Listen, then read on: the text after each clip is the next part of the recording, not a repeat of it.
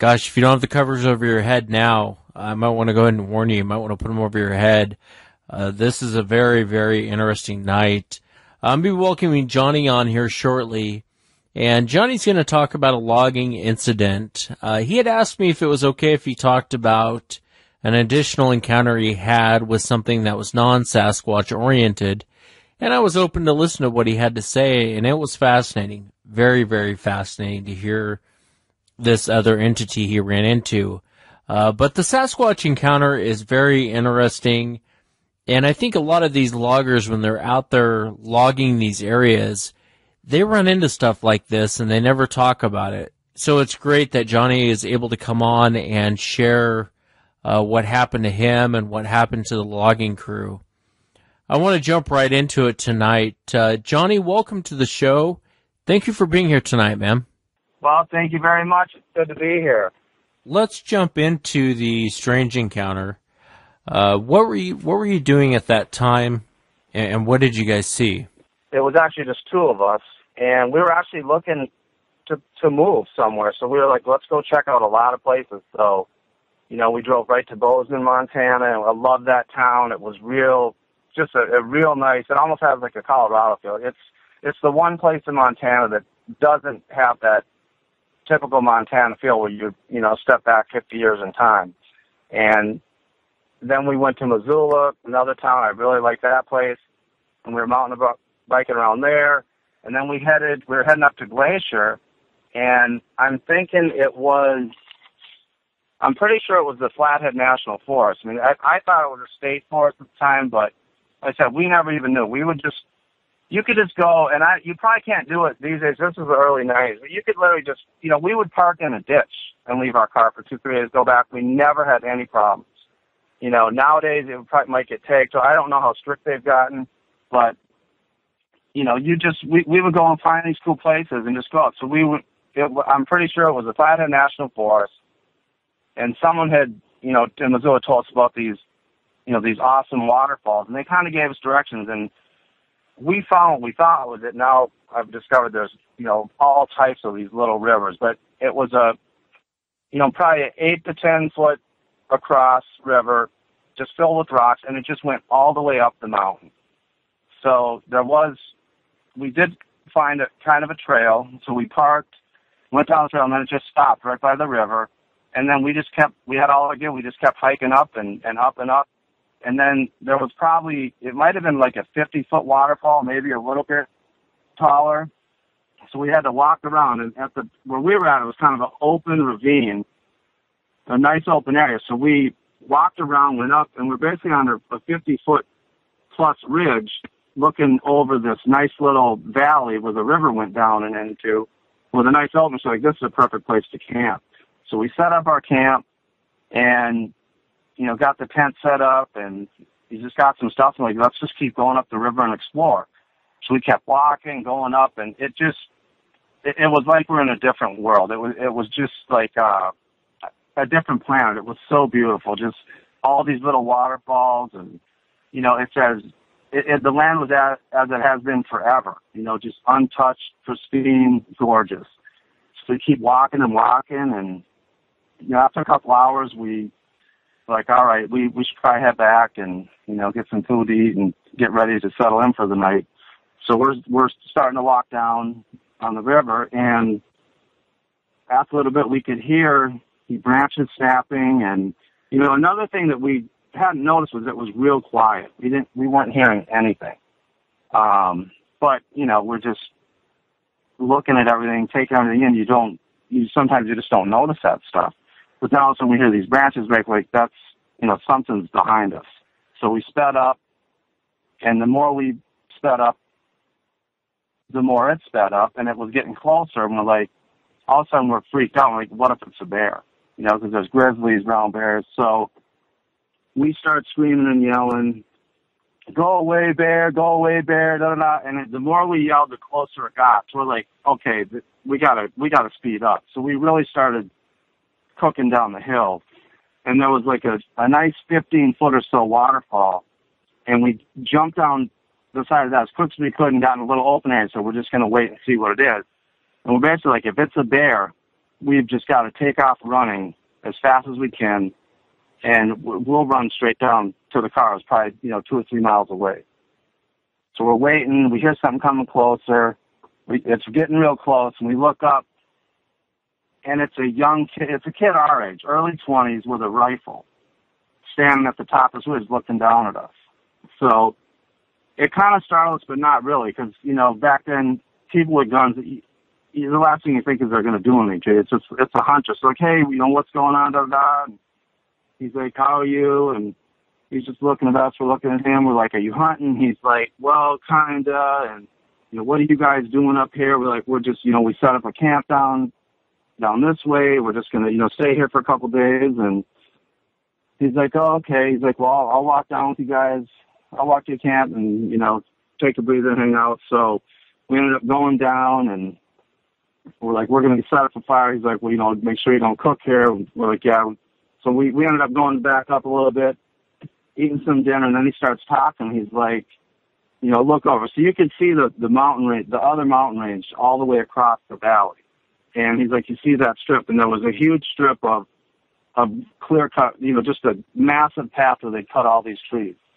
Maybe it was, 100 yards up and down. It was a huge path. He's like, that was already cut. He's like, and they're just starting one that's going to be lower than it. And he starts telling us what had happened. So it would have been, I think, 2 days before, they had taken a bulldozer. They bulldozed a road up to where they were going to start the clear cutting.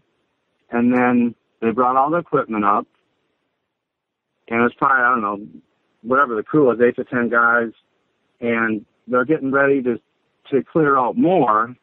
And they spent the whole morning doing that. And as they were having lunch, all of a sudden rocks start getting thrown at them. And they think it's one of the other, loggers playing, just messing around with them. So they're starting, who's doing, knock it off, da-da-da-da, and all of a sudden they're going like, wait, everyone's here. And they're kind of like, who's throwing rocks at us? Now, none of them got hit, but it was close enough where, if they get hit, they're going to get hurt. They just were like, it just kind of startled, what's going on? So they went up, they got by the truck, they started yelling, the rock stopped, so they went up and tried, they couldn't find anything. So they're like, okay, this is, so they didn't know what to think. So they spent, the rest of the day doing everything. They had 2 trucks. They put all the equipment in one truck. They got in another truck and left. And that was that, and they went and, I don't know, I'm sure they told the boss man what happened. But anyways, the next day, when they came up, the truck that they had left was something, they thought it was a group of activists, totally vandalized the truck and tipped it over. So it was on its side. So they flipped the truck over. So just like, what are these, crazy people doing? So they go back down, tell the boss, hey, the truck tipped over. He's like, well, get it back up. So they ended up having to get, the bulldozer was still up there. So they ended up getting the truck back up, and they went and looked all around. They didn't see anything. So they started working, and they just kept working, and, everything went fine. And that night, the guy brought up 8 guys to watch the equipment. They all had guns, and he's like, you need to find who's in here. We have to get them out of here. They can't be here while we start cutting. And they were up there the whole night, and nothing happened. The next day, which was the morning that we got there, we're up there hiking around, and we run into this kid. And then now we're at the present time. And he's telling us this, and he's like, they kind of, they didn't have, the main thing for the logging captain, whatever you want to call him, was he didn't want anyone damaging the equipment. Then the kid said also they were worried that they were going to spike trees. He's like, we can't let them spike trees. So as long as they're there 24/7, they would hear someone pound. And what's that? I guess they spike a metal rod into a tree. So if the chainsaw hits it, it can backfire and kill the loggers. So the loggers don't want to do it, which I've never verified that, but that's what he was saying. So they were just kind of spread out. Most of them were staying there, but he ended up, was like, I'm going to go check this out, and just trying to find any sign of where this people or person was. And he ended up finding a deer trail and took it, and it came to the river where we were at, and then he ended up walking way up that too, and then he heard us, so then he followed us, and that's where we ended up. So he's like, I'm just going to hang out, I'm just going to hang out here and maybe head back in a bit. Well, then the storm comes rolling in as it's starting to get dark, and he's like, I'm just going to stay here. He's like, is that cool if I, set my tent up by you guys? And, he had like a tiny little pup tent. He just set it up, and he's like, I'm just going to, sleep in here and get up and go check things out in the morning if I do anything, whatever. So this big storm comes rolling through out of nowhere. It's how the weather can change in 5 minutes out there. So we go to sleep, real peaceful, deep sleep, because the rain is so soothing. There's nothing that's going to put you to sleep better than a nice rain. And it's thundering, lightning, and it was the middle of the night, and all of a sudden, we hear our zipper start to unzip, and it's that kid, and he's like, guys. And he jumps in our tent, and he's like, there's someone down there. There's someone down in the valley. And we're like, what are you trying to wake up, and it just was kind of a daze. We're like, what, where am I at? What's going on? And you don't even know where you are. So he's like, look, when the lightning flashes, look down in there. So we're sitting there waiting, and the lightning flashes, and sure enough, it looked like in the middle of this valley down below, someone was standing there looking right at us, just standing there. So I'm like, okay, am I really seeing that? So the lightning flashed again, and then we got a better view, and it did. It looked like a huge person, and it also looked like they had like something in their right hand. And we're like, oh my God, is that a weapon or a stick, or are they hanging on to it, just holding on to the tree? We had no idea.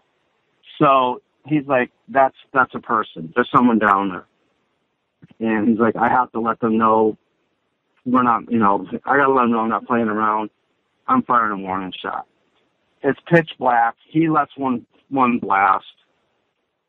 He's like, hopefully they'll get the picture and get out of there.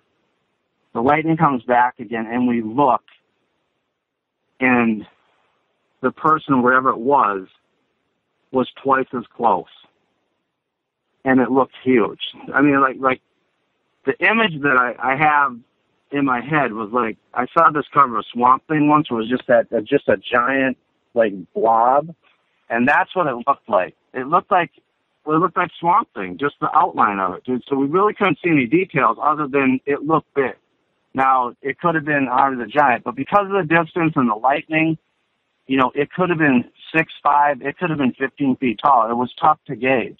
Plus it's just like, you're kind of freaking out, but not really. You're just like, what's going on? What's going through your mind? What was your gut when the lightning would flash? When it got closer, I was like, that's a mountain man. I mean, that's what I'm like, this is another mountain man. I'm like, this is a huge, but I was just thinking Andre the Giant. I mean, I thought it was huge, but it was tough to gauge because of the lightning and the distance, but it looked big. But because the lightning was such a quick flash, it was tough to focus in and see. But when the lightning would stop, you'd almost have like an outline, like night vision of it. You know what I mean? Like an imprint. And you're just like, this is some, it just was so weird. And why were they out there in the middle of the rain in the middle of the night with lightning flashing? They could have got struck by lightning.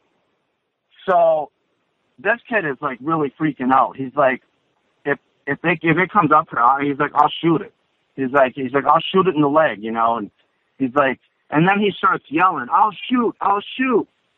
And we're like, okay, hopefully that, whatever, gets the picture. I'm still thinking it's a person, because there's just the thought of a monster or whatever, but it was so huge. That second one, it really, it kind of, you get alarmed, but you weren't like, he had a gun, so I wasn't like super worried, you know what I mean? But it was just, I was still trying to wake up. So then the lightning really flashed good. And we look, and it's gone.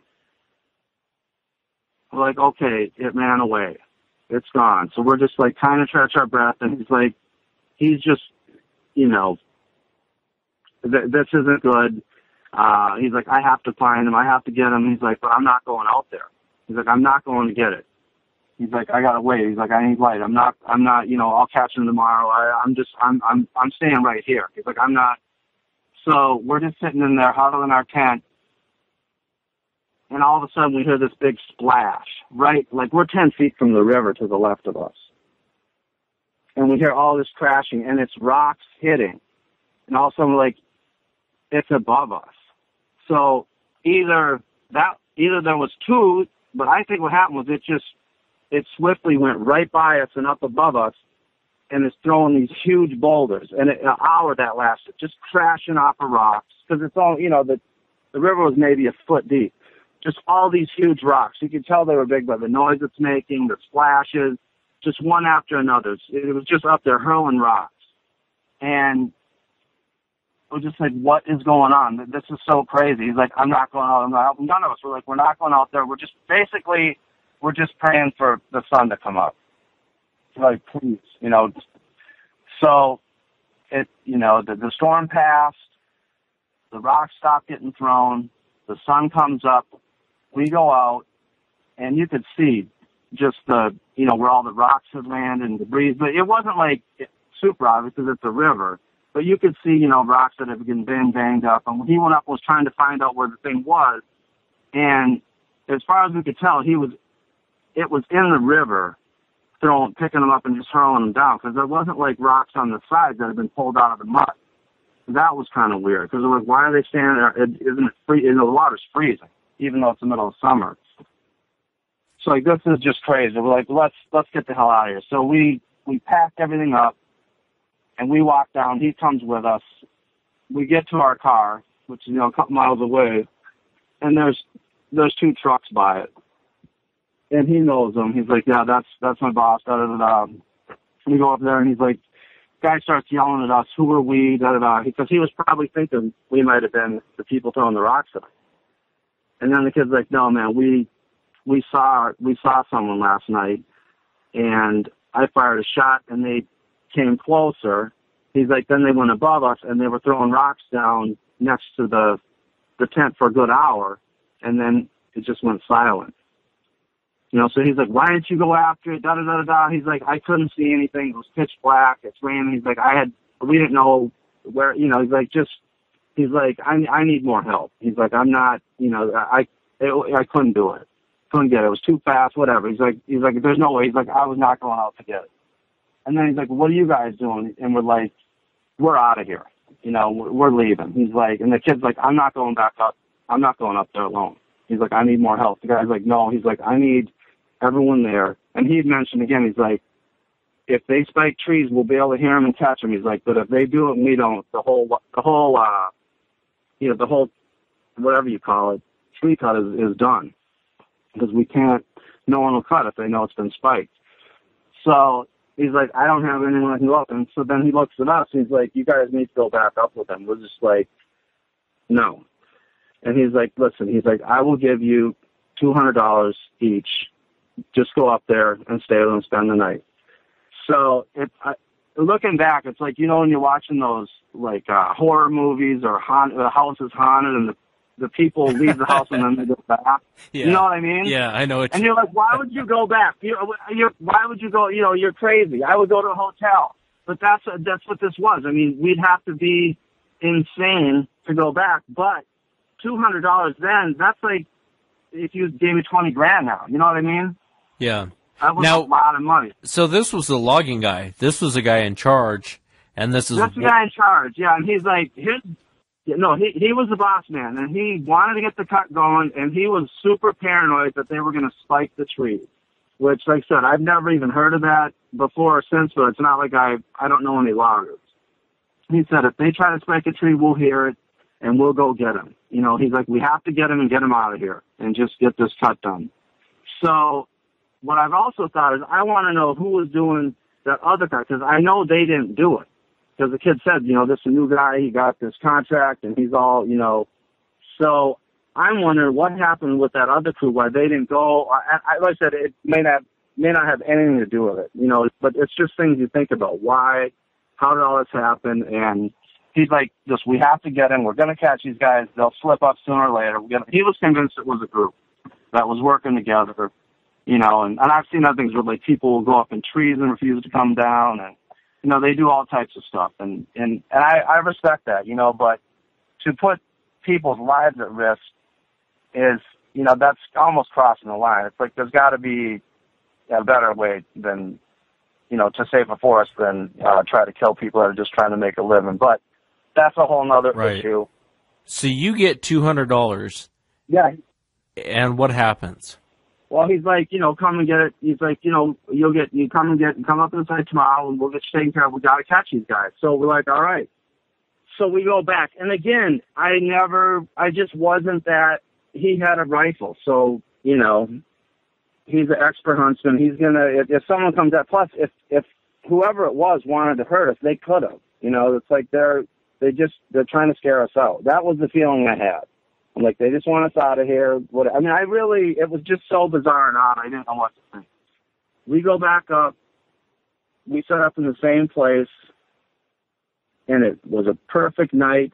Stars are out. I mean, you could see a million. I just remember looking at the stars and saying, this is so unbelievable, because it was so pitch dark, and I'd never seen so many stars. It was just like looking up in the heavens. There was just much, you know, wasn't a whole lot of light pollution, whatever. You could see everything, and just ended up falling asleep and waking up, and we made it through. There was nothing, you know. We actually woke up to birds chirping, which we hadn't heard the whole time we were there. So it's like, this is normal. Like, this is sweet. I mean, that's the easiest money we've ever made. Plus, I don't even think minimum wage was up to $5 at that time. You know, so that was big money. I mean, we could, that's a lot of money these days, but I mean, back then that was a lot, especially when you're young and on the road. That's just like hitting the lottery. So he's like, sweet. He's like, let's go meet him up at the site and, you know, see what's up and see what they saw and go from there. So we go and head up there, and we go, and as we pull up, he's just like, what is going on? Like, all the people are circled around the bulldozer, just staring at it. We're like, is it broke or what? You know, what happened? So we get up there, we jump out, we walk around, and there is a giant boulder. Like, I'm not kidding. It's probably it was probably half the size of a small car. It was that big. It had to weigh tons, and it had been thrown into dropped onto the cab of the bulldozer and smashed it in. Just crushed it. Just totally, you couldn't even get in. It was just flattened out, smashed. If someone was sitting in there, they would have been dead. Put it that way. And they would have had trouble getting them out. What was everyone saying when they saw it? Nothing. They were just staring at it. And we go look at it, and that's when chills went down. And, like, it's like that's when reality set in. Just that something odd was going on. Like, this was just not normal. Then the boss man ends up coming up, flying up, sees everyone standing around. He's like, what's going on? And he sees that and just loses his mind. He's like, we're going to kill these SOBs. This is da-da-da-da-da-da. And my friend looked at this kid, and we're like, what human being could do this? You know? They would have to have a crane. They could have got, like, 20 of them maybe could have roped it off, but there wasn't the trees to hook it up and do it, to drop it on it. And there was no sign of anything that had been done. So he's like, we got to get these out. So everyone starts looking around, and there's just no sign of anything. Then he starts asking the guys, he's like, how could you let this happen? Da-da-da-da. Because there was like 4 of them up there, right at the site, you know, surrounding it. They were waiting for someone to come in. So somehow, whatever this thing was or whatever happened, it slipped right through their little barricade they had. Now, there was plenty of room to do that, but all they heard was the crash. They heard this huge crash. They went running in. they saw what happened, and there was no sign of anything or anyone around. You know, so it was like the ghost of the mountain. It just, and the other thing, it was a deathly silent night. I mean, like I said, we could hear, it just was peaceful. They did not hear a thing. They didn't hear anything coming. They didn't hear anything going, which was just really weird. So whatever this thing was, it not only went through there, somehow either brought a rock or went and found one, picked it up, launched it onto that, and did it all unseen, unheard, and just vanished. That's crazy. Left no trail. Now, looking back, it's not like we were expert tracksmen, anyone there. You know, hunters are good, but you're not, look, there probably was something somewhere that was very subtle that you know, the person with the right knowledge and knowing what to look for could have seen. But, you know, whatever it was minute enough where no one saw anything except for a crushed bulldozer with, and I don't even know how they, and he was saying, how are we going to get they didn't even know how to get the rock up. They're like, this is just beyond crazy. And I said, reality set in, and I said, we're out of here. We got to get the hell out of here. Just, you know, because all I kept thinking is that thing could have picked up any rock at any time and thrown it right in our tent and killed us all. You know, so it wasn't out to hurt anyone at that point, but that was only like 3 days, you know, so I didn't want to see what it was going to escalate to. We just left, and I never heard anything. I don't blame you. Yeah, I mean, you don't know what to think, because a million things are like, if it is a group, how did they do this? And then you're like, even if it was, how did they do it? And then you're like, how big and strong would something have to be to do that? I mean, you're talking massive muscles, like the strongest man in the world times 100. But it happened. It just... Yeah, and it's those bulldozer cages, you know, where the driver sits. Those things are tough, man. They're meant to, a lot of them, if you roll a bulldozer, it won't crush you when you're in it. I mean, they're tough. If it's the one I'm thinking of. It was a very solid, you know, it was, but it was very, so that, you're exactly right. I think you could have took this rock and you could have dropped it on the top from a feet or two and it wouldn't have crushed it. So it had to be precisely thrown. It was perfectly thrown. So it just ran, I don't know how it did it, but it must have just, you know, ran up, did like a super 3-point shot with a lot of arc, and boom, right on it. The interesting part about that encounter is the large person that you saw, the large object or humanoid shape, and he was carrying a stick. And it makes me think of when I had Duke on and we were talking about mountain giants.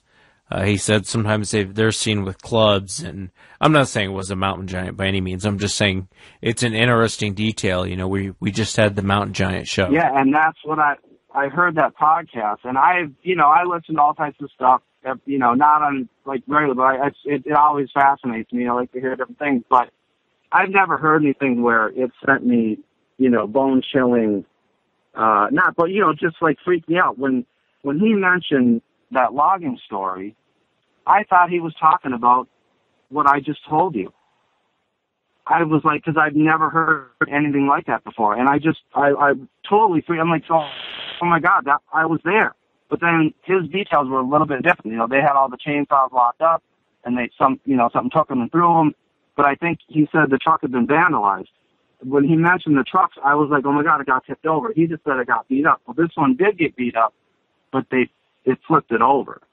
And it was like it was just toying with the loggers, just saying, get out of here. But it never, now, as far as that, in those 3 days, it never hurt anyone, but it did a lot of destruction and scared a lot of people. And the boss man, he wasn't even thinking, all his mind was on was, I got to cut these trees down and get these people out of here. He was just not rational at all. But he was so mad. You know, now not only did his truck get tipped, his bulldozer destroyed, and, you know, who knows if you could even fix that, because it was smashed. And so you guys decided to leave. You were done at that point? We left we got out. We just left. Yeah, he wanted us to stay, and we're just like, no. We're just like, we had to play. You just were like, no, we have to get going. And we just wanted to get our money and leave. And he didn't want to, he's like, well, I'll pay, you stay, And, we finally got our money and just left. And then that kid's like, I don't think I can do this. He's like, I hear you. I don't know what's going on. He's like, this is not normal. And then that was it. And we left. So I don't know what happened. I've never heard of anything since. The Duke story is the first time I've ever heard of, but I would think there's got to be other loggers that have had, somewhat situations. As far as we were the only ones that saw anything. And like I said, it could have been, I'd say the minimum was 6'5", but I think that's being way too generous. It could have easily been 15 feet tall. And the amazing thing is how it moved through the woods. Now, the night of the rain, I wasn't shocked we couldn't see anything because the rain was messing everything up. But when it did all that stuff the next night, when we didn't hear anything because it was on the other side of the range, why was there no tracks? And that was different, too, in Duke's story. He said it looked like a tornado had gone through. This, it was like no one was ever there. I mean, they were looking. They couldn't find a trail anywhere. The only trail they could find at all was the one that kid we met up with. It was a deer trail. And maybe it was going on that. And I think what might have happened was it might have been over there and it saw him veering off. And I think it followed him and was watching us all day. And then we camped and we saw it in the lightning and it was just standing there. And that's just kind of, it gives you the chills too. Because you're like, what was it? Why was it? What was it doing on that other side of the range watching us? And why was it there? Yeah, that's strange. How far were you guys camping from all the equipment? It was at least, I would say, like 3 to 4 miles. I mean, it was a huge. It could have been less, but it was a ways. I said I don't know how, because when we drove there, you go through all these. It takes forever because you got to wind through the roads, and then you have to go on the road that they cut. They made a road. So you're going all the way around and bending around. So it might only been a couple miles, but that would have been a straight shot. But the way he walked, it was all the way down this deer trail and then all the way through. So it might have only been a couple miles. But it was one range to the other. And we were on the side that had never been touched. And that's where all the waterfalls and stuff was. The other side, it was just all trees. And they already cut that huge path, and and then all the others were over on the other side, and he was the one that ventured, and I'm sure he was freaked out too because he's like, man, he had to put 2 and 2 together eventually. That thing followed me over there, because we never had time to even discuss how it ended up there. You know what I mean? It just all happened so fast, and you don't process it. You just you analyze it after the fact. You're like, wow, that thing, it followed him. It was watching us. It was there. And was it just going to stand there all night and see? Why was it standing there in the middle of the night? The odds of us looking out at it were, although if it knew people were looking for it, that does make sense because he was like letting his presence be known because it might have known that kid was looking for it. And that it went out looking for. I don't know. It just, I don't know what it was. I would say it was, but to throw that rock, it had to be the biggest, strongest, I would say, probably some sort of creature. If it was a mountain man, I don't know if it would be strong enough unless it was Paul Bunyan. Yeah. Now you had, and maybe it was. You had a even stranger encounter later, didn't you? Yes. Now, so this was just more weird, and like I said, I wasn't like terrified until I saw that, but I still never felt like it wanted to harm anyone. You know what I mean? But I don't know. I would say it could escalate, but we got out of there, and that was that. Well, start from the beginning. What were you guys out doing, and okay, walk right into what you saw? All right. Well, we headed out. This is the same trip. We're going out. So we went up to Glacier, and the cool thing there was we were driving up that huge pass up to the top, and someone let us jump in their Jeep with our bikes. They drove us up to the top, and we drove all the way downhill. It was like 35 miles downhill. The most gorgeous, peaceful bike ride I've ever been on. So we spent some time there. Then we head over into, I think we went to maybe, if it's Calais, whatever, we go over into northern Idaho. And that's just another extension of Glacier. It is gorgeous, except it's all like state forest. There's probably national forest, but then there's just, little towns here and there. We ended up, meeting some locals, like, hey, where's some place to go? And they're like, just, go wherever you want. We saw some really cool stuff. Saw stuff that looked like it was right out of Glacier, lakes and, woods. So just beautiful. So like, look, tomorrow, let's go further north. Let's head up to these big mountains and find some cool places to mountain bike. So like, perfect. So we get up, start heading out, get off the main road, get towards just gravel roads, and just winding through the mountains, looking at everything, and pretty soon you're not seeing any signs of homes or anything. It's just basically all mountains. So I don't know if we were in. It could have been private property. It could have been, I don't know where it was, but it was pretty much the middle of nowhere, up towards Canada, in northern Idaho. And we're like, this is going to be some sweet, mountain biking. We get a spot here. So, because one thing you do, you just park the car and go on the dirt roads and back and forth, and hit spots off and just whatever looks cool. So we come to this clearing, and we're taking a huge turn. And as we turn, off to the left, there was a totally open field, and then it went right into the woods after that. And we look, and we see this man, I don't know how, trotting, running. He was going in a circle, probably maybe a 10-foot to 12-foot circle, super fast. And when I say trotting, it's like, think of a basketball player playing defense, hunched down with his legs, and you're shuffling back and forth. That's what he was doing, but it was a perfect circle. And as we got closer, you could see how he was going beyond fast, just zipping around. And he was wearing blue overalls, like real, kind of faded, worn out blue overalls, and that's all he had on. I remember looking at his legs because I couldn't see him, because it was like when you see a movie and it goes in, super fast speed and it's sped up, that's what his legs looked like. And then his upper body kind of looked like it was going in slow motion. I looked at him, and he was probably maybe 50 yards away at this point, and our eyes connected, and his eyes were glowing. Like he had this possessed type of look,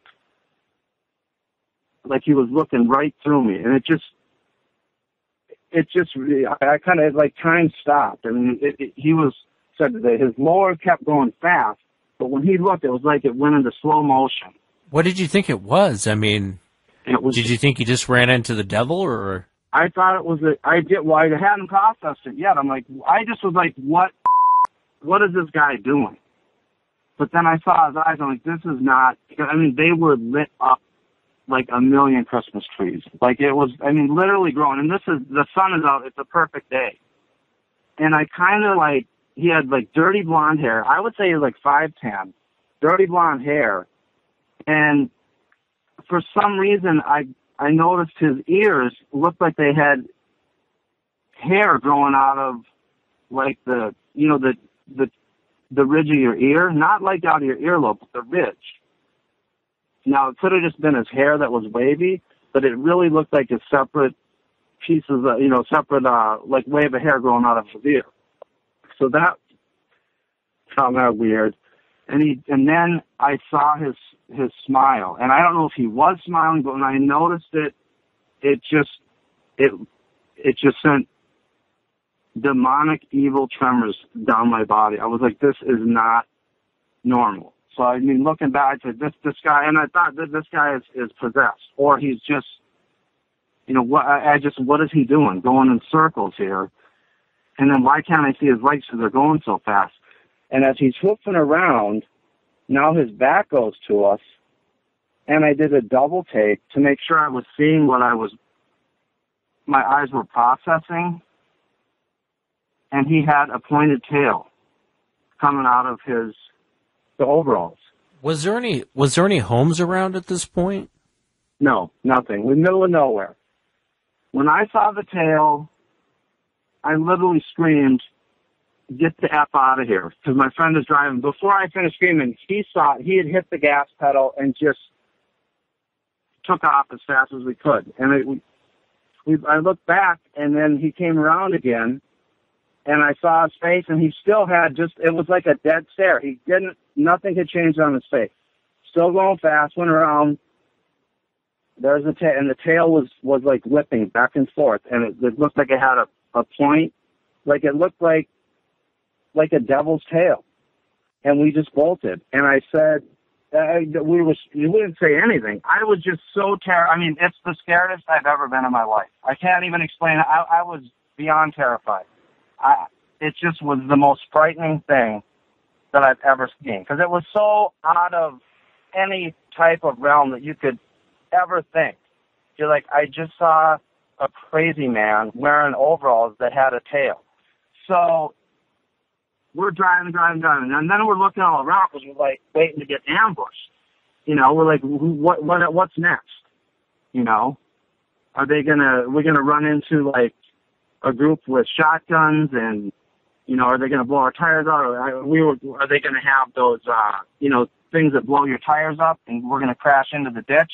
So we were very like looking around, like we have to get out of here. That was we have to get out of here. Just go. And we drove. We finally found a highway, got on it, and we're just like, the trip is over. We're back to the city. We're done. We have to get out of here.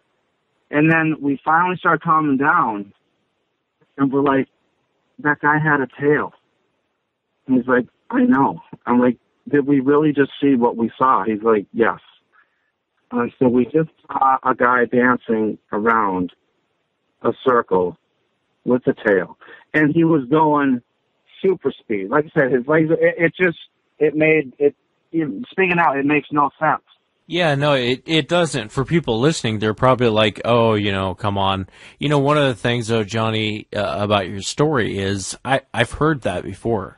Not the overall part, but I think I told you, I spoke to a federal agent one time, and he was on a mountain bike race, and he came across, he said it was a lizard man, and it had a tail and its eyes glowed.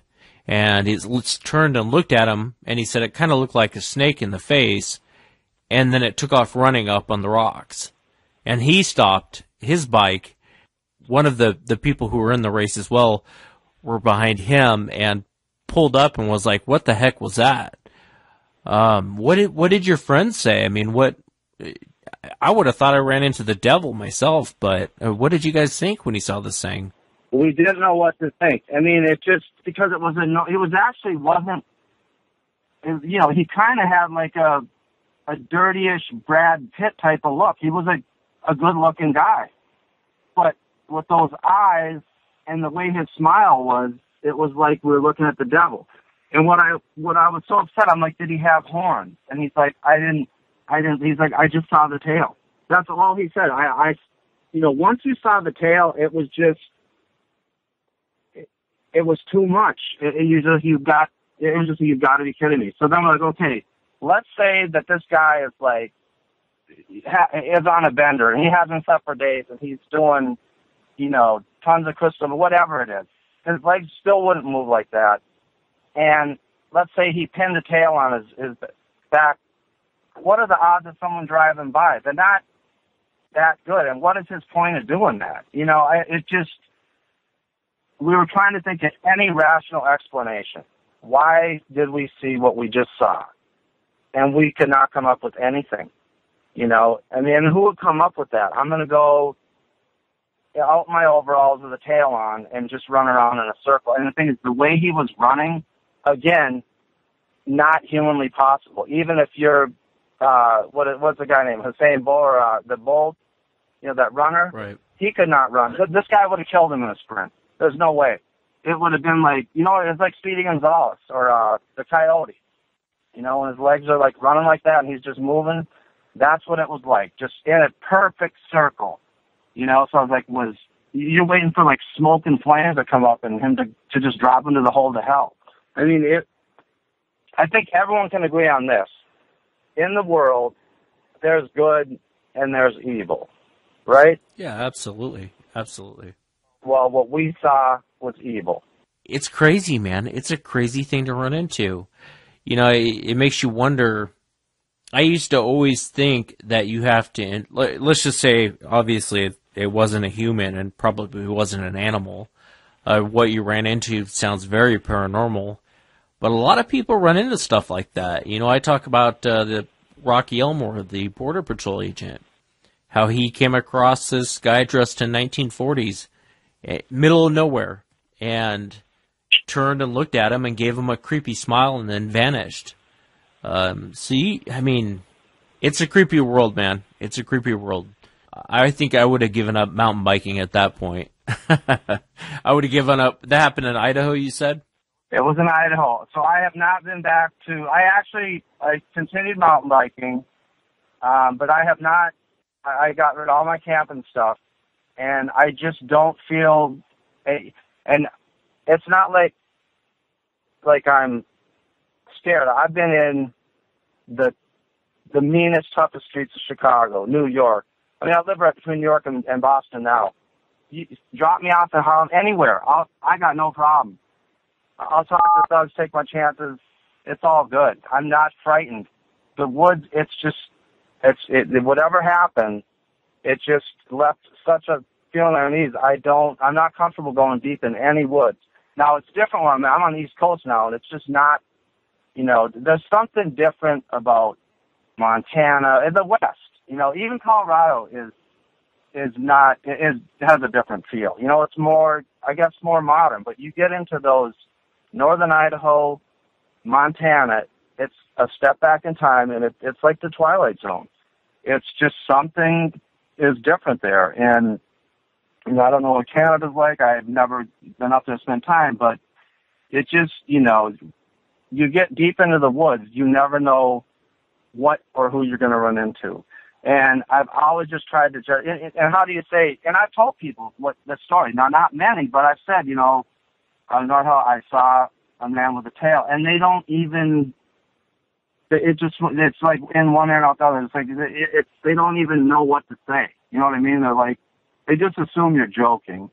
And I'm like, no, I really saw a guy with a tail, you know. And if he did have it sewn on or was playing a prank, why would he do it there? And what was the point of it? Yeah. And and how did he get his eyes to go like that? I mean, that was not normal.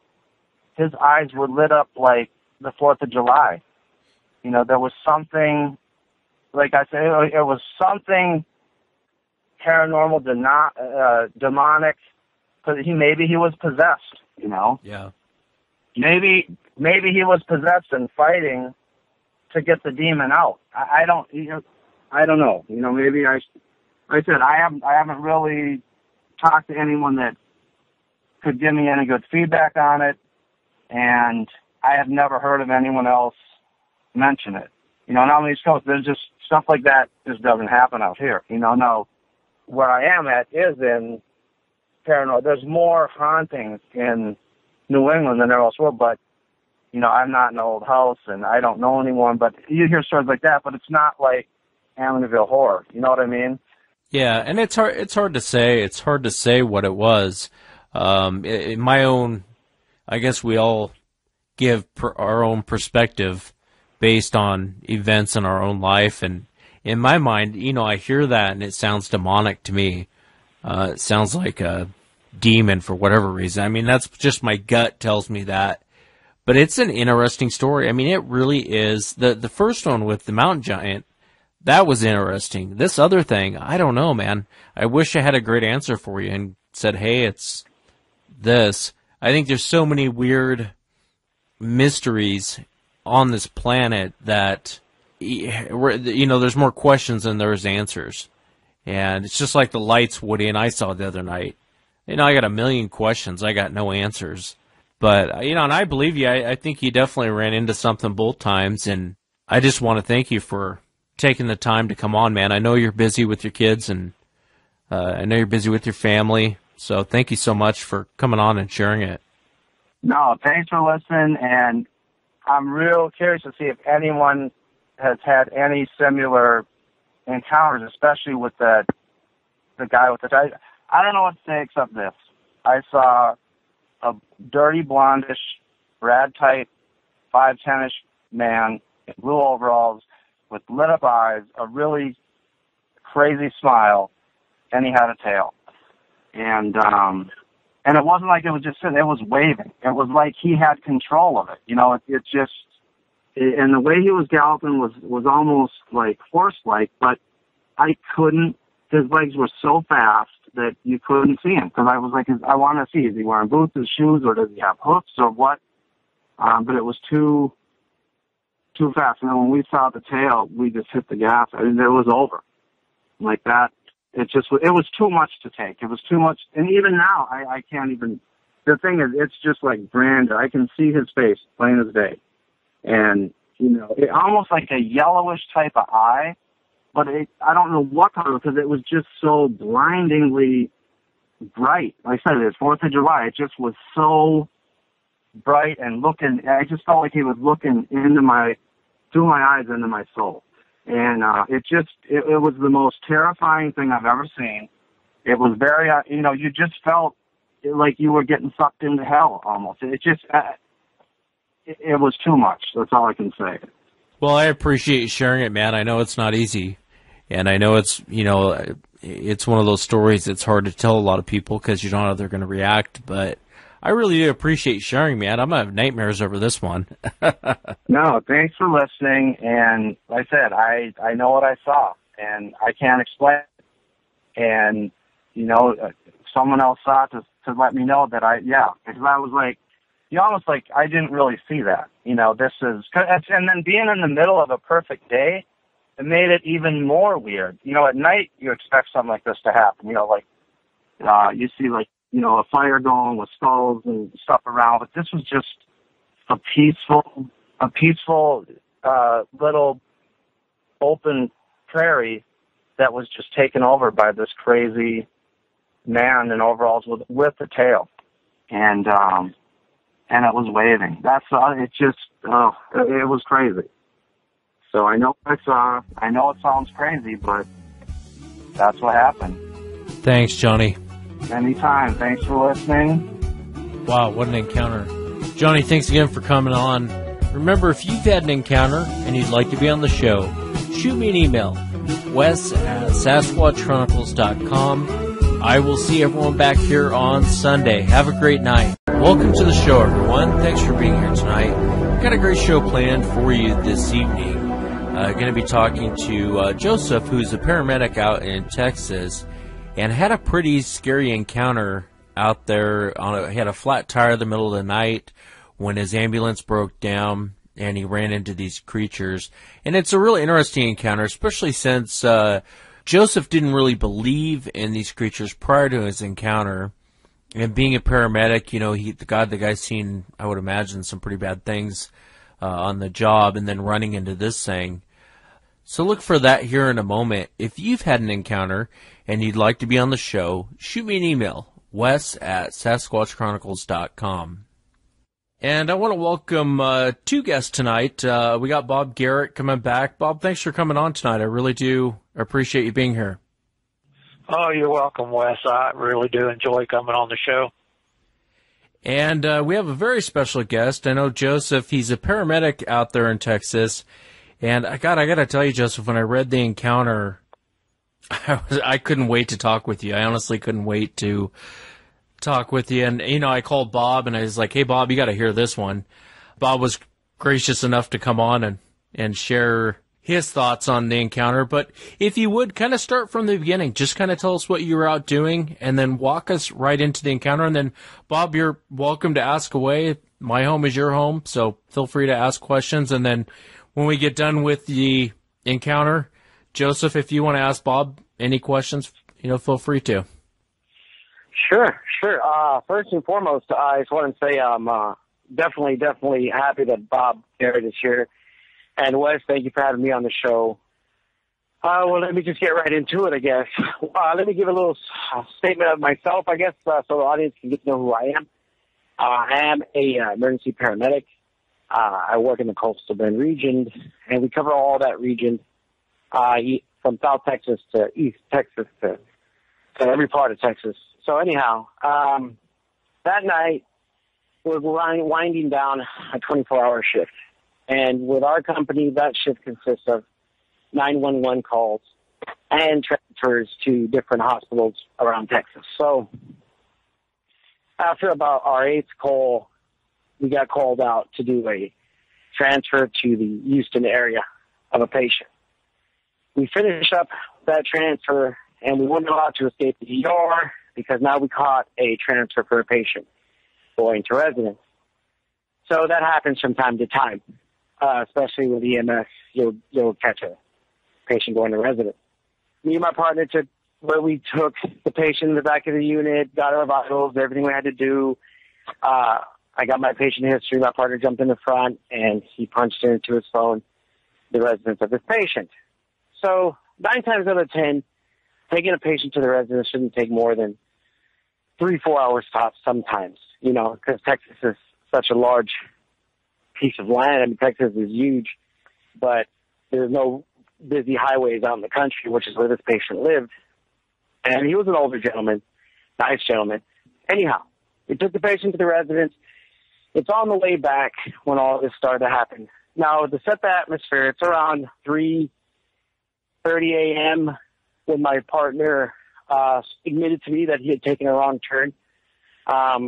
Because as the lead paramedic, we depend on our drivers and also other medics as well, usually to know more of the routes and locations.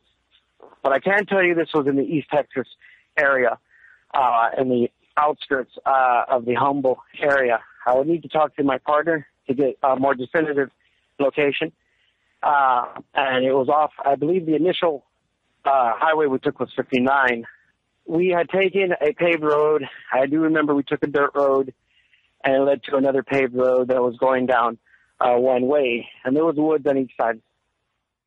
Within that route, we got a flat tire, which was a surprise to me, because that unit was a brand new unit with brand new tires, but it happened. So we both get out of the unit. My partner reaches over to my end of the unit. I was already out of the unit. I was lighting a cigarette, and he sets off the siren, reaching for the flashlight. So I'm like, okay, I shut it off. Now, in those units, we have a 210 jack that would lift the unit up with that 210 jack, and we'll make an attempt. Dispatch was already advised. We advised dispatch as soon as it happened, without a doubt. And we also contacted the supervisor and told them, hey, we're in this location. This is where this is going on. We got a flat. We're going to attempt to go ahead and pump up the tire, or we have a spare tire, rather, put the spare tire on. We're having an issue with one of the bolts. During the whole process we're working, we heard what sounded like footfalls, bipedal footfalls. I would have to say, if I had to make a guess, within a 2.5 mile range. And at first, when we were hearing it, it was so faint that we didn't even make an issue of it. Our goal was trying to get out of here so we could get back to the station, clock out, go home, or retire. So again, of a 24-hour shift. And if you guys ever worked a shift like that, if you want to go home. After a while, it was my turn to give it a shot for the tire, and that's when the footfalls got a little bit louder. The only thing I can liken it to would be maybe when it got pretty close, the way it kind of felt, about how the girth and the how large it was would be like the footfalls of an elephant, maybe. I was already bent down, squatting down, undoing this bolt when it got that close, and it seemed like it did it quickly.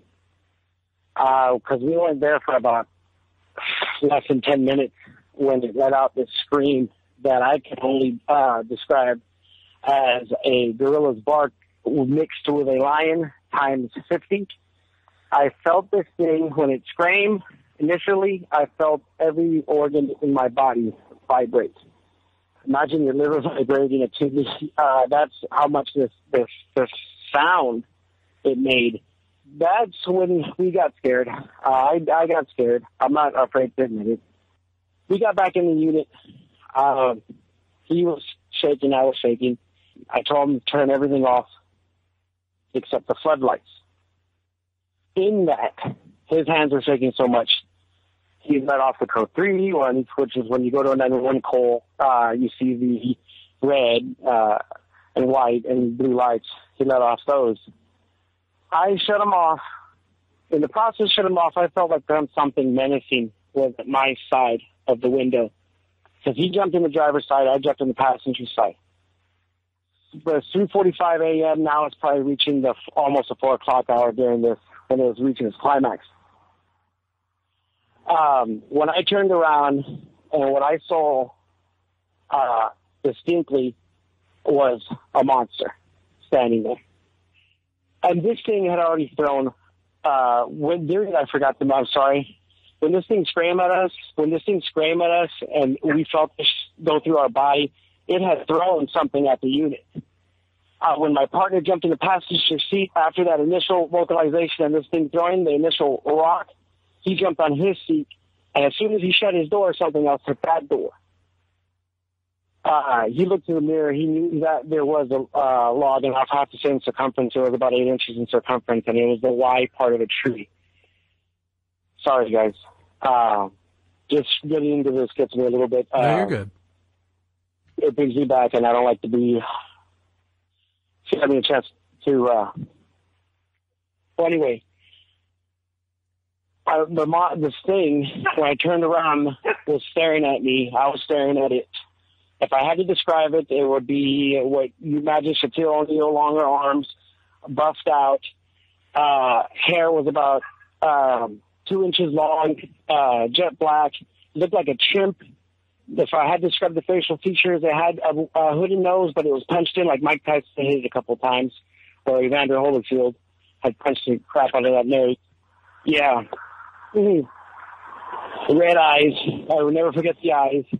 It's opening its mouth at me, curling its lips, and snapping its jaws, moving it from side to side. Now, let me tell you guys something. I was brought up a 911 paramedic. I've gone to almost every scene you could think of. I'm talking PD calls for traumatic-wise. A lot of people couldn't handle that and keep their cool, and then at the same time start delegating medical treatment, let alone cardiac arrest, and the whole families are watching. I can keep my cool, and I credit myself for keeping my cool better than the average medic.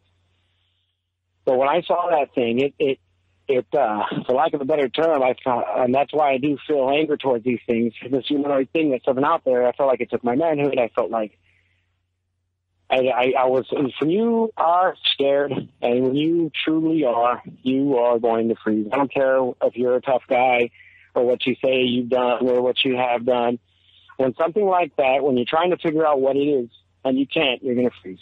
So you're looking at this thing from the inside of the truck, and you see it. What is the creature doing?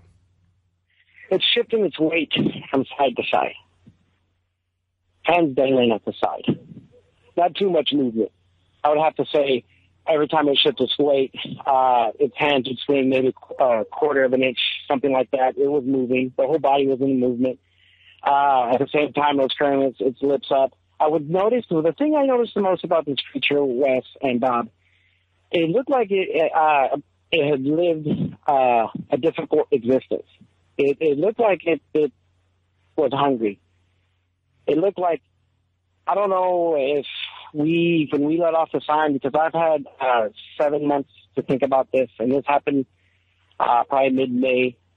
And thinking about this, I'm thinking that maybe we interrupted it from eating. We maybe or maybe even ourselves, once we acknowledge our presence, we're on the menu, as Wes would put it. 5 seconds, I'm frozen. I snap out of it. It's like my first responder character kicked in. And when I snapped out of it, I started telling my partner to get on the radio, and I started locking the doors. I think that thing didn't like that. I don't think it liked the fact that I think it felt disrespected or something. Because within seconds after I snapped out of it, because I'm thinking about our lives, all of a sudden you felt a big bang hit the side of the unit. And we felt ourselves being elevated within the unit. And I landed on my partner's side. His poor body squished against his window, and we're thinking we're going to go over. My heart's in my throat. I bet my heart rate probably was at 120 easy, maybe a little bit higher, man, if that's what this was going on. It let go. The truck landed safely on its base. The tire popped the hell off, bent the whole bottom half of it. Damage to that, the damage to the cabin, and it cracked the whole box, all the internal damage. Everything in the truck was on the fritz and not working efficiently. This was, of course, everything I discovered more in detail after it happened. When we landed directly on our tires, I ended up being halfway in my seat, kind of like propping myself up, and I was even afraid. I know I was bruised up from all that, but I was so scared still that once we landed, I stayed in whatever position God granted me through the forces of gravity, whatever position I was in, I just stayed in it. And I do remember that I just kept my eyes facing down, because what this thing did was, Bob, or these things started making a freaking racket, kind of like they were celebrating the fact that this one had the balls to hit our unit. Loud, making a racket. When you say a racket, what do you mean by racket? Like, what were they? Sorry. Branches being broken, more screams, more roars, almost, I would say, almost like a gorilla chimp type mix, especially some of the parts. And then all of a sudden, you would get this scream, and then branches being broken all around it, around us. We were surrounded. We were surrounded. And if you or anybody has ever been in anything that where you almost get into an accident, and then all of a sudden things start screaming at you, I'm sorry, I don't know anybody that's going to be like, hey, let me jump out of this thing. What's going on here? No. Yeah, I don't blame you. I would have stayed in there too. Yeah. What they wanted you to do was get out.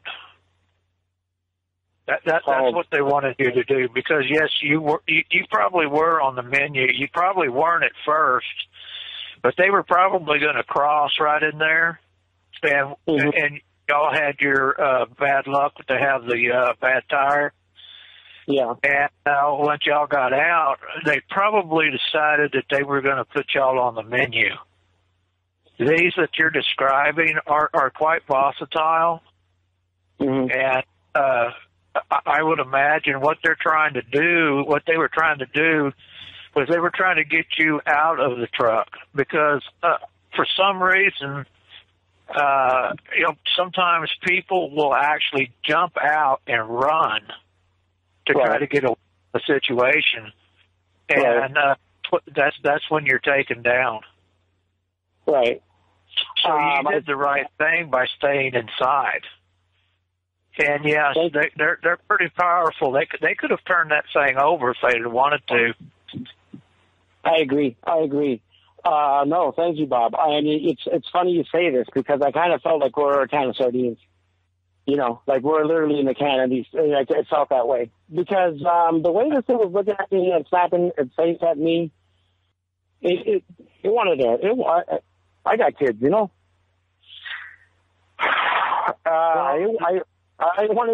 felt it wanted to take a chunk of my freaking arm off, and every cell in my body, I felt. That's what I say to people. I haven't talked about this to too many people. My wife, 2 other coworkers I've worked with for many, many years, I didn't feel like a human being with a single stand at me. I felt like I was a roast, if you understand. When the creature first stepped out, what was it doing? When you looked at it, the floodlights are on, and you're sitting and looking at this thing. It was covering its eyes from the lights. The lights had the code 3 lights, and it snapped in its jaw every couple seconds. And it had a black mouth. Canines, not really pronounced, but pronounced enough where you get the point what they are. I remember when these things were screaming at us and we landed on our base, my only visual could be the middle console of the truck, which I could see my computer and I could see my partner's fingernails digging deeper and deeper and deeper and deeper into the seat every time these things started to work up under their roars. I had a question for Bob, if possible. Yeah, of course. Bob, you don't think by chance that these things could recognize me, or maybe anything, they have any recall with people by chance? Because it gets to the point where, and also, do you think the siren had any bearing initially? Sorry. The sound, would. I didn't quite catch all that. I'm sorry you broke up, but I think you're asking me if did the sound annoy them? Is that basically what you're saying? Yeah, the sound, and if these things maybe have any recall with people they fuck with, for lack of a better term. Sorry. Yeah, the sound. I'm quite sure if you had your siren on. They didn't like that at all, and I'm sure they didn't like those lights either. Yeah. And one thing, it can make them angry, volatile, to have that loud noise going like that. I mean, it puts a shiver up my spine too. But as far as you were talking about the bright lights that was shining in their eyes, or shining in this one's eyes, that's a good thing. As a matter of fact, that might have given you or given them a back off signal. Do you understand what I'm saying? Yeah. Yeah, because they don't like that bright light at night, and that's what I try to always tell everybody. Always, if you're out in the field, always keep a floodlight with you, because you put that in their eyes, they do not like that. And 9 times out of 10, they'll stop. That stops you. But however, like you said, showing their teeth and doing all that screaming and everything, yes, that's pretty volatile action behavior. And I think, honestly, I think that y'all are very lucky that they didn't come through your windshield, or they didn't come through the door, because a black bear can pull a door right off. Well, they're massive. These things are massive, even though they're streamlined. The ones that you're talking about here, they can pull your door off. They have superhuman strength. I mean, they can literally pull your door off. I have seen them roll big boulders over, like an old grizzly does, to eat moths that are underneath of it. That bright light is probably what saved your life, I would imagine, because, yes, you were on the menu. After y'all stopped and after y'all got out and everything that went on, y'all were definitely on the menu. Y'all were easy take, easy prey.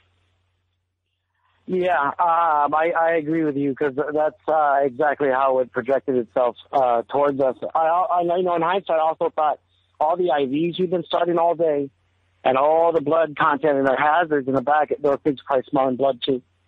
The other question he's asking, Bob, I think what Joseph was asking was, if these things, would they recognize him if he's back in the area? Right. They will recognize the ambulance and if you get out of your ambulance, they may recognize your scent if it's the same ones. I have known people who, I mean, I'm not trying to scare you, and this wouldn't happen to you, but I have known people who live in the areas that have gone out and you know, messed around with these things, put food out, and didn't put the food out like they should have, and this thing and that thing, and they've actually followed people, you know, 1 mile, 2 miles to their homes. So they would know you. Yeah, they have long memories from what I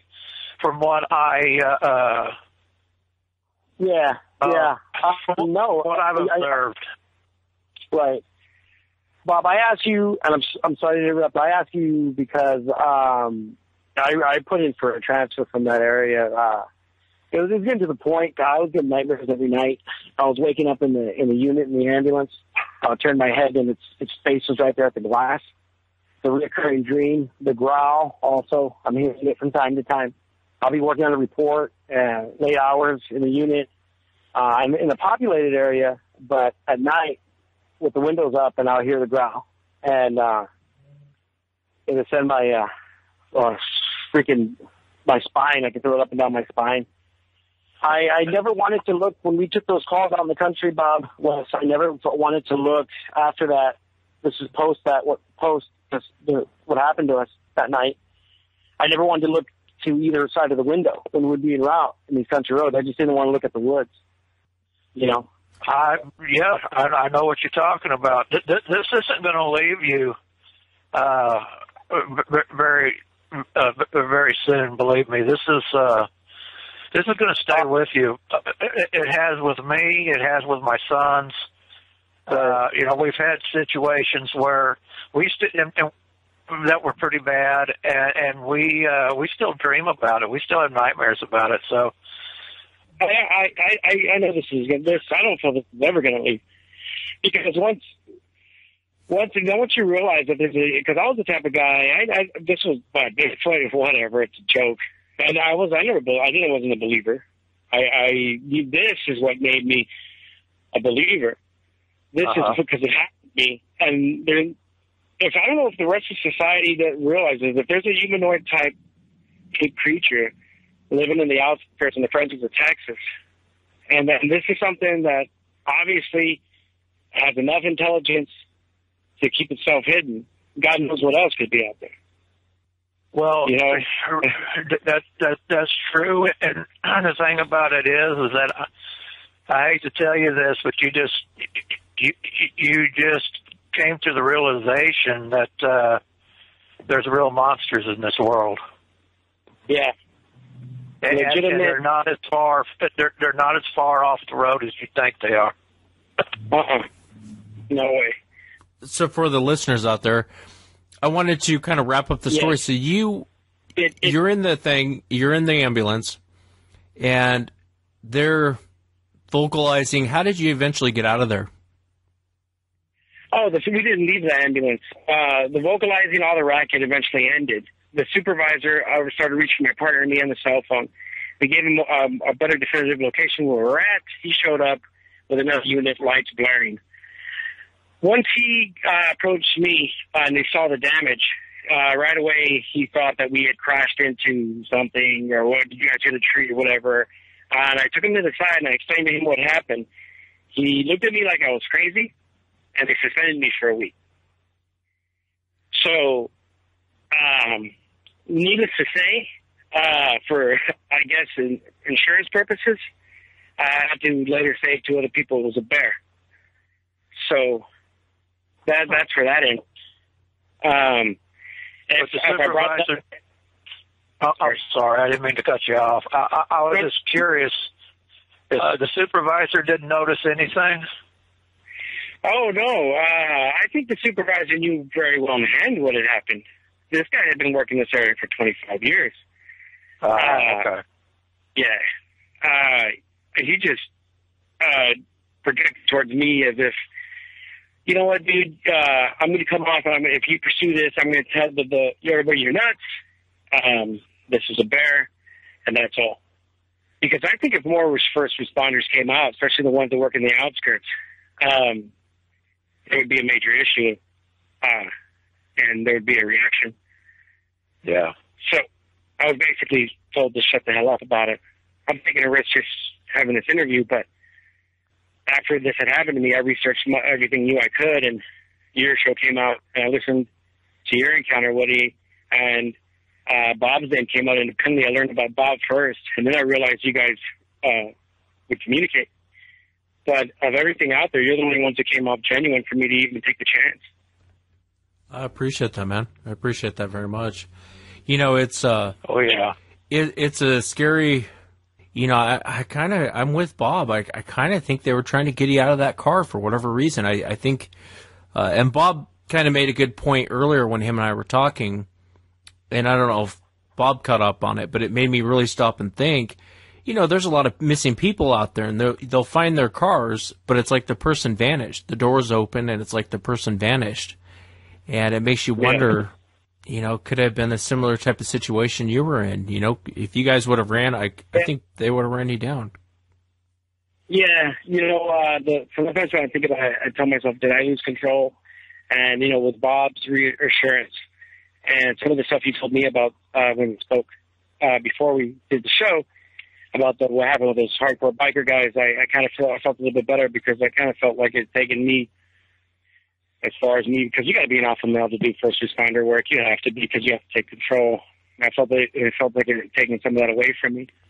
And I had a question for Bob, though, real quick, Wes. Yeah, go ahead. When they threw the stones at us initially, and they screamed at us, were they trying to? Do you feel? Were they trying to kill us, or were they trying to scare us? Initially, they were trying to make you run. It's like a predator. They're predators. They're apex predators, and they want you to run. If you run, they will chase you, and they will take you. They will run you for as long as they can until the fun is over with, and then they will take you. And once they take you, they'll break your bones. Yeah, probably consume us. That's what they were trying to do. That's exactly what they were trying to do, was get you to run. They weren't trying to. Now, this isn't a situation, Wes, where, you know, like with me and you, when they were trying to get us to back off. This is a situation where this man's life was in total danger, and they were trying to get him to run. They wanted them to run, and you know, so they could take them. These guys are lucky to be here right now. Yeah, I mean, I don't mean to scare you, but I've seen these situations before, and have come across them before. Yeah. And this is what they do. Y'all were out there on a dark road. Y'all were broke down. This is right up their alley, and they were right there. If we would have ran, you're probably absolutely right. This thing probably would have just. But we're trained instinctively to get back in our units. We're trained instinctively to advise, communicate. Once it initially happened and we landed, the radio wasn't working anymore, so we had to depend on phones, and the phones were spotty with the reception out there. So it was down to the point where I was even thinking at one point that these things are just toying with us, and they're just eventually. But we were probably there after the wheels landed, and we were there in fear. Continued for about a total of 45 minutes before the other supervisors showed up. And I do feel that they were there the whole time, and when the other paramedics and EMS crew showed up, I think that they took off. I don't think they liked that. Because I felt they were there the whole time, probably, and then as soon as everybody else arrived, I felt they took off because they're waiting for us to step out of the vehicle. Is it safe now? Is it safe now? And then they would have taken us. But I know my partner, because the gentleman I was working with, hell of a kid. He was 22 years old, his first year in EMS, and imagine how he's going to feel. My regular partner had called in sick, so I worked with this guy. I feel sorry for him a lot because I'm thinking, wow, it's first year in EMS and he gets attacked by a freaking monster, man. We almost died. How does he feel about the whole thing? I don't want to say denial, but he doesn't want to even bring it up. Just for me to try to communicate him earlier today, it was like pulling teeth just to help me get the location for y'all. And he was just, we didn't want to say a word. But eventually he talked a little bit about it. No, he breaks down crying, man. He breaks down crying. He quit. He's no longer there. Well, but, I don't blame him because I've been in situations that I didn't think I was going to get out of, and it's still with me, and it's still going to stay with you guys. But I wish there was some way that we could help your partner or something. It's going to take a while for him to relax and settle that down. It's going to be in your dreams. This is like I said. You guys just realized that there are real monsters in the world.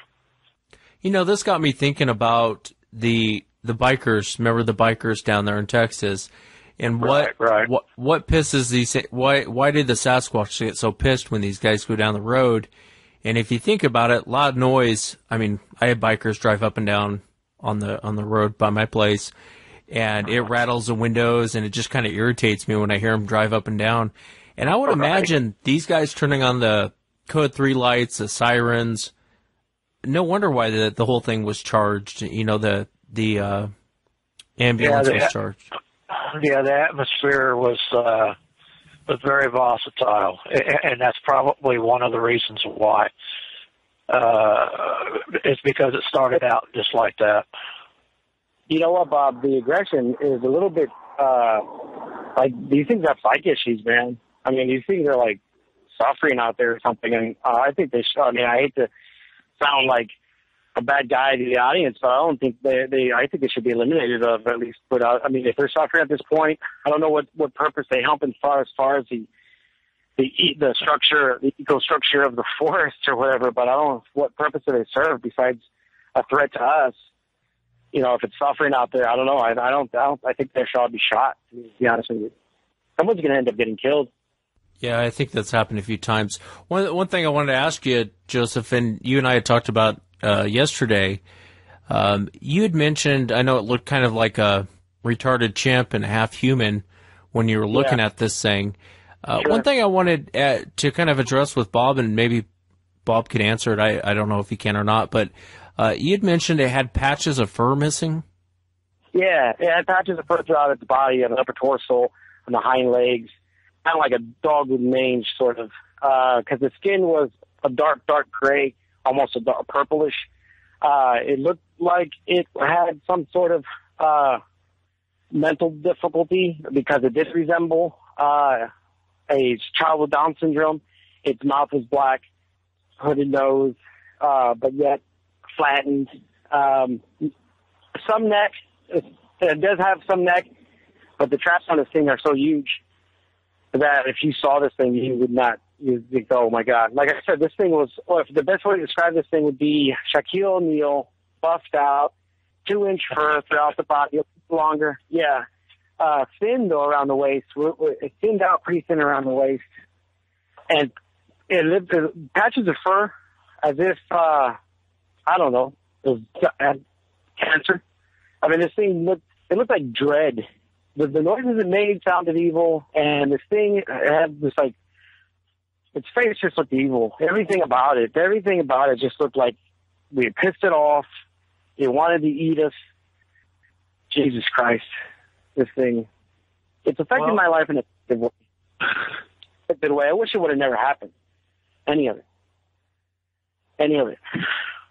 I was better off not knowing and being ignorant. If someone could come up to me tomorrow and say, hey, would you want to have ignorance again? I'll say, give me ignorance, please. Yeah. I want to know. Go ahead, Bob.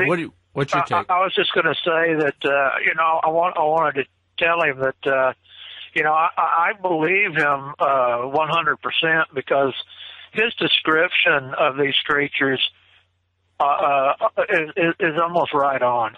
And Also, you were talking about their grayish blue skin. Yes, that's what they do. They have the ash-colored skin, and sometimes it can be blue. As far as the hair being missing, it's a possibility that there is mange there, but it's more likely these type that you're talking about here and what he's talking about, Wes.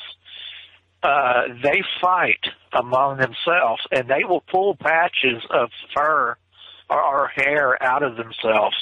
They will eat their own. These things are very versatile. I have no name for them. I don't know. I just, like me and Tim and the guys, we just call them reruns.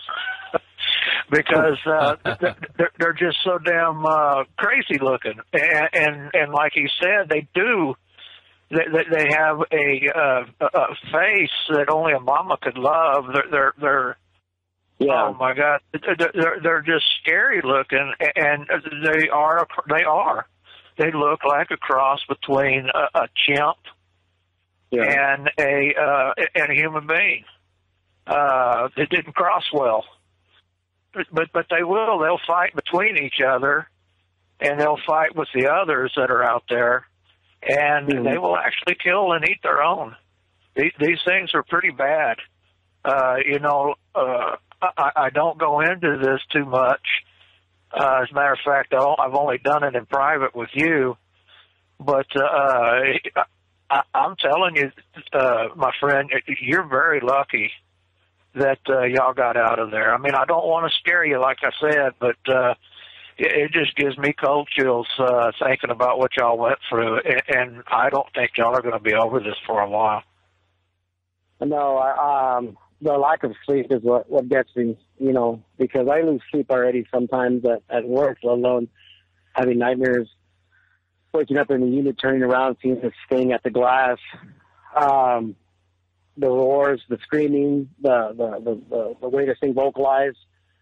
And you're absolutely right, Bob, because this guy was the chief. This guy was the boss, man. From what he displayed to me, the machismo type of I'm here,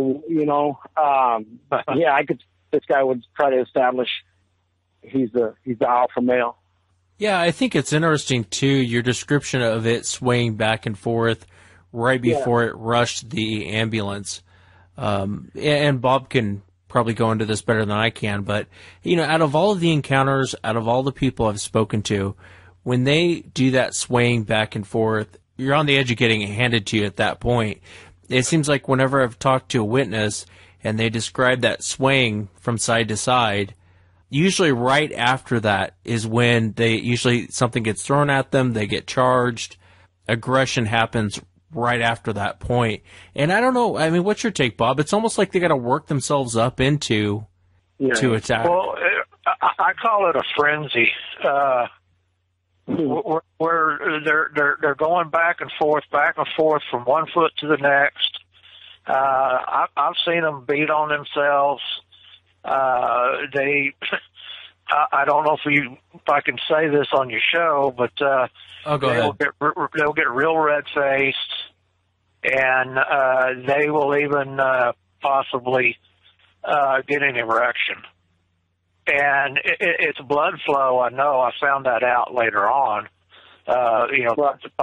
Talking with Tim and everything, because of what Tim does for a living. But and also, I've read a lot about now Jane Goodall and everything. But what they're doing is they're working themselves up to attack the truck, to go through your windshield, to pull you out of the vehicle. That's what it is. And the screaming and everything, it's like people say that these things are half human and half this and half that and everything. Well, I got to tell you, when they get excited and and I'm talking about all of them, when they get excited, it's like standing in the monkey house where the apes and everything are, and listening to them scream bloody murder.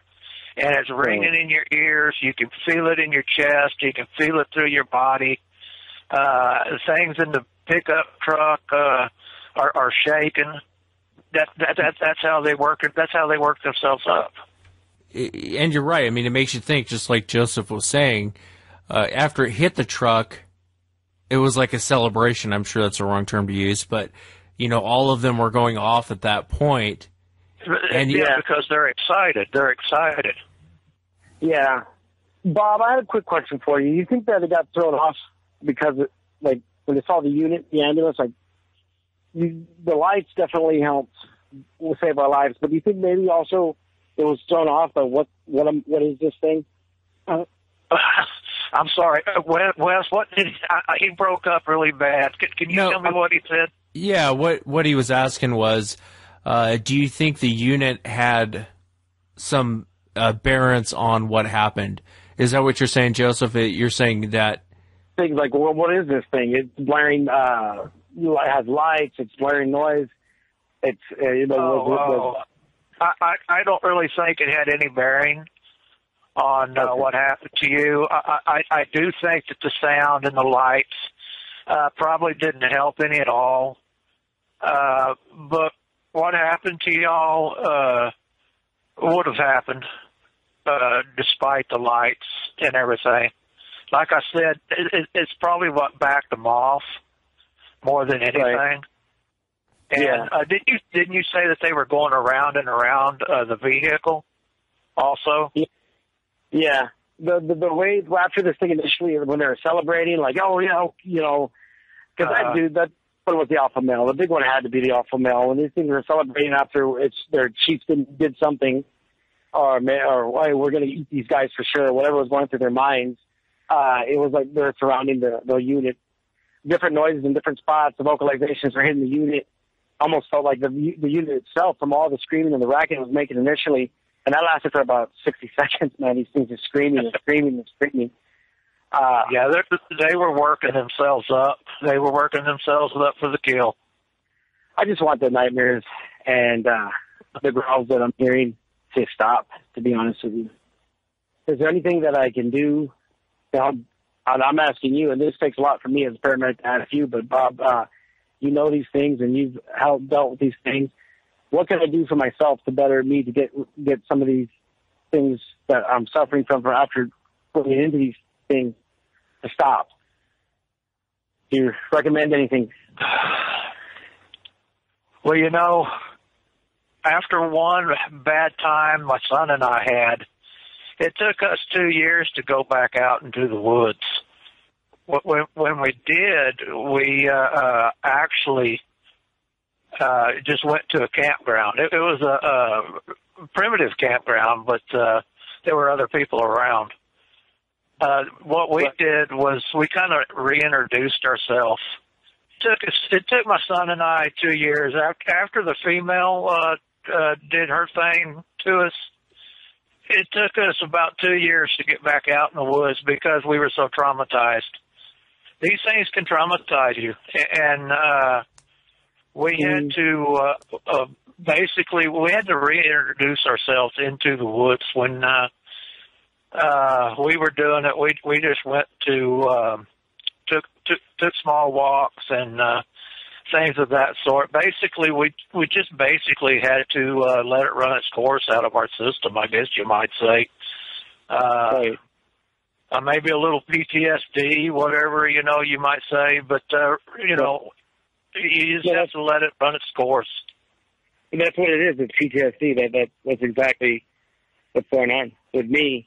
I wish it hadn't happened, but I do appreciate you answering my questions about the West, because it took everything I had as a man. I felt sometimes, man, because this thing scared the Jesus out of me. Yeah, and I think that's pretty natural. I think a lot of people go through that feeling. It doesn't matter how big and bad you are. Just ask the guys down at the biker bar and they'll tell you that. I'm sure those guys, But one thing I want to ask you, Joseph, is prior to the encounter, what was your feeling on these things? I thought it was a joke. I didn't believe in it. I know years ago there was like a Gatorade commercial, and they showed all these things in life, like the climate of Mount Everest. So that, and they would post fact, and then they showed, I believe, the Patterson footage, and they post proven fake. And I was always, I didn't believe in it. There's no way something that big, that large, could sustain itself.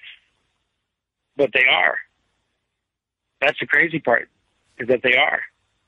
Yes, they are. And I think a lot of people see the Patterson film, like you and I were talking about, and they assume that's what they're going to run into. And, right. It's very few witnesses I've talked to that said, yeah, it kind of looked like that. Most people, they'll say it kind of looks like that, but a lot uglier, especially down there in Texas. It's almost completely different than the Patterson film. Oh, yeah. Yeah. It's a big animal that will hunt on us if they get an opportunity. Now that I've adjusted what Bob has informed me of, and U.S., it just strengthens my point of view where I think they should be eliminated of. But I'm thinking it's not going to get eliminated of, because if they eliminate them, that means you have to recognize them. And you have to recognize them, then it's going to cause a bunch of other trickle effects. The sad part about it is that the few people that have run into these things genuinely are kind of like a minority now. To put on that jacket and say, okay, you know what, these things exist. Y'all want to call me crazy, you don't want to believe, that's fine. But I know push comes to shove, I'm not going to be so ignorant to the point I ever get in the woods again. I'm going to be eaten. I know if I ever go in the woods again, I'm going to go with at least a rifle, a handgun, and a shotgun. Yeah, no, I hear you. And you can bet your bottom dollar on it. If I get one of these things in my sight, I don't care if I have to shoot it in the head and then dig a hole and bury it myself. These things are not good. If it would have been a woman in the minivan with a flat tire with kids in the back, forget about it. Forget about it. And I'm an experienced paramedic, and I've gone through all kinds of situations where I got to keep my cool where other people lose their heads. And like I said, I credit myself for doing better than the average paramedic. And this thing then shook my foundation to the core.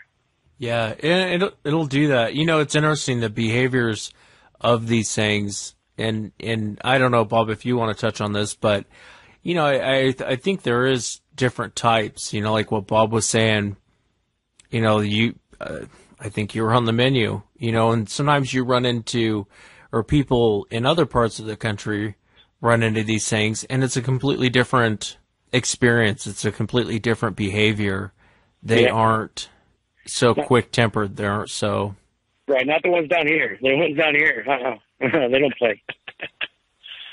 Yeah, the ones up north, typically, they don't usually mess with you too much. I think it's whether... Well, for me, I never really had any problems with them up north, except for coming out and staring at me, stealing food and stuff like that. And I do know they have, trouble with them on the reservations and things like that. But until I got down here,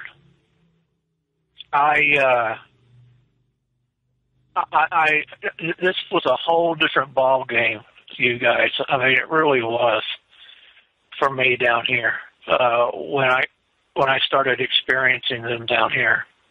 Whole different ball game. So volatile down here. I think everything's crazy in East Texas. even the bunny rabbits. Yeah. I think the thing about it is it's the initial shot of fear. When you get struck with the fear, and then you see this thing, and your brain's kind of going through this weird phase of what is this thing that's going to eat me? It's viral. I mean, what's the wrong term? I'm sorry. It's visceral, rather. Sorry. It's visceral. It's visceral, the feeling that you get. I wish the whole thing wouldn't have ever happened. Yeah, no, I hear you. It's, well, we're glad that you made it out okay, like Bob says, and I tend to agree with everything he just said. I mean, I think that you're on the menu. I think that if you guys would have And that's another good point. Maybe the audience doesn't pick up on it. I'm sure they do because I say it a million times. Right. When you're in these situations, don't run. No matter what happens, don't run. The moment you run, you become prey. It's like a cougar. I don't know if you've ever been stalked by a cougar. I know Bob has, but Oh, yeah. With a cougar, as long as you don't run, you're okay. Right. The moment you run, it loves to chase. It wants to chase you down. It wants to. It lives for the chase. Right. And like Bob was saying, with these things, I think that's what it wanted you to do. I think it wanted you to get out of the van. And Right. what set them off, though, in the beginning, I don't know. And I don't know if Bob can answer that better, but I don't know what set them off in the beginning. I guess just being there. Well, you have to assume that they were there when they had their flat tire. They were probably going to cross the road. They may have been hunting. And when they got out and they were working on their tire, I believe that's when these creatures decided, well, this is an easy meal. And they have Right. probably taken human beings before. To be honest with you, you know how I feel about it. I think these things have taken human beings many times before. And I think that's they put themselves on the menu basically by having their bad luck. Yeah. That's what Yeah, I think. I wouldn't be surprised if these things have even taken people when they've had issues like flat tires. And then they go the next day, they would have just found a vehicle with the door open and a tire track and a cross and maybe a little bit of blood. But if someone were to ask me, someone close, someone I were to trust, hey, man, in all years as a paramedic, man, what was the hottest, craziest, almost lost your life situation? And if I had to be sincere with them, it would be that encounter with this humanoid freak that was in the woods. Yeah. Yeah, and I can't blame you. I can't blame you there. I mean, I think most people feel that way. The behaviors are very interesting. I know Bob and I are going to be working on a show coming up with the Albert Otzman story. Right. And that's an interesting story in itself, but it just shows you the other side of the coin, that the behaviors, and coincidentally, that Albert Otzman wasn't in Texas when this happened. So, I mean, it was up north, like Bob was saying, but it shows you the unpredictability of these things. You never know how they're going to react, and you just have to assume it's not going to be a good reaction, just like you do anything else while you're out in the woods. Yeah, you're right, Wes. I agree. I think that I think they're kind of like they're slow. They're indecisive. Like when it was shifting its weight from side to side, and it was maybe indecisive. These things, I don't even think they know how themselves they're going to react. I think they know viscerally how they're going to react. I think they know, okay, it runs, I'm going to eat. But I think when it gets to things a little more complicated, they are going to make a decision. But I think it's very chaotic. It's very chaotic in the things they do. Well, Bob, did you have any more questions? No, I really didn't. Well, yeah, actually, I did have one more question.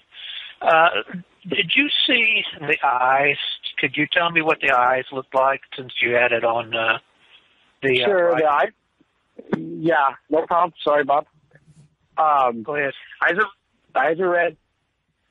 There's I don't want to say beady, but compared to the rest of its body and its head, they were beady, but they're pronounced enough where you saw two big red eyes.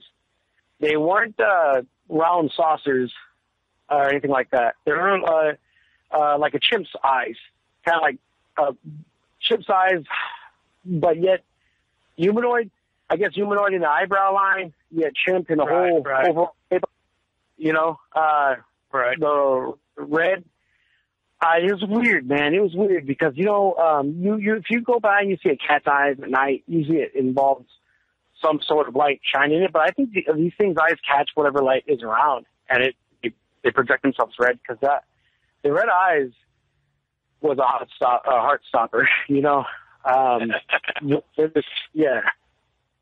And then being as ugly as they are. I mean, the mouth, the black mouth, the teeth, hadn't brushed his teeth in a decade. It looked like he lived a hard life. It looked like he lived a hard life, and it didn't care anymore, and didn't mean us any good. Yeah, it's snapping their jaws. That's aggressive, normal behavior for them. They were being aggressive. Well, I know that I'm glad that I'm not going to work in that area pretty soon. My transfer came in, so that should be yeah. Yeah, I wouldn't want to go down that road either. Yeah. Bob, throughout the whole show, I don't mean to scare you. That's exactly what you're doing there, Bob. Yeah. To a certain extent. But well, I don't think they were looking for a hug, so I think Bob's right on with that analysis. Yeah, they weren't out Jones and over there. I tell you one thing, I bet you $10 you guys will probably, if you ever have another flat out on a rural road, y'all are probably just going to ruin the tire and the rim both, right? Yeah. I think if that were ever happening, we're not exiting the truck at all. At all. Yeah, tire blow out, and you guys will just keep on going. Yeah, we'll ride it till the freaking till sparks come out on it, man. We'll ride it till the wheels fall off, literally. I don't think the supervisor would be happy about it, but hey, man, let him get eaten by one of these things. I wanted to ask you, when you saw the red eyes, was that because of what light did you have on it at that time? We had the Code 3 lights, and you could still see them with the floodlights as well. You could see the lights were always a constant. That was all about his eyes. Were always a constant. That's why it threw me off earlier, because I know that with basic animals you can flash a light and the eyes will shine, but this thing's eyes were shiny. It's like it was adapted to it, or its eyes were red, like evil red. The shape of its eye was red. So it wasn't just round, perfect. It was a red eye, and I don't know if that was combined with it being suffering and struggling for life, or his eyes were bloodshot from stress or whatever, and then in addition it had its red eyes. I don't know, but it was red. Well, those that you are describing tend to have an orange color in their whites, and when we have blinded them, it does look red, but it's just it's shine from the light. Right. Yeah. Well, the floodlights stayed on initially until it hit it, and then they flickered out. I think that their eyes are so adaptive to what they do, is that their whole body has been adapting to how they live. I just know that come through 5 a.m., I better have a shotgun, a rifle, and a handgun and I'm not going to. I hear you. They should be shot, all of them, man. They're a nuisance. Yeah, I understand how you feel, but they're not all like that. But the thing about it is that you never know with these creatures, because just when you think you understand their mind or understand them some, they turn around and switch everything back up on you. You can be out there for a year, like I had, prospecting and everything, and they, don't ever bother you. But then all of a sudden, it's like you cross some kind of boundary or something, or they just got a sore tooth that day or something, and they're throwing rocks at you and everything else, and it's the same one or the same tooth, and you got to get your butt out of Dodge, because you don't know what's going to happen to you. They're just very unpredictable creatures. Yeah, all of them must have a sore tooth that night, man.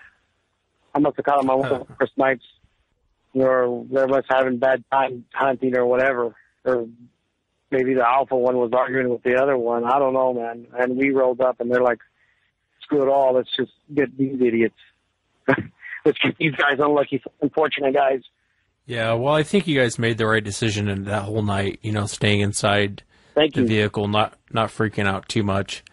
I think most people in that situation would freak out. Right. Although I have seen Bob in some crazy situations, and I think I told you before, Joseph, we had a log thrown at our head, and I couldn't tell if Bob just came from church or if we just had a log thrown at our head. His expression never changed. Right. And so, but some people are wired that way. Some people aren't wired to freak out.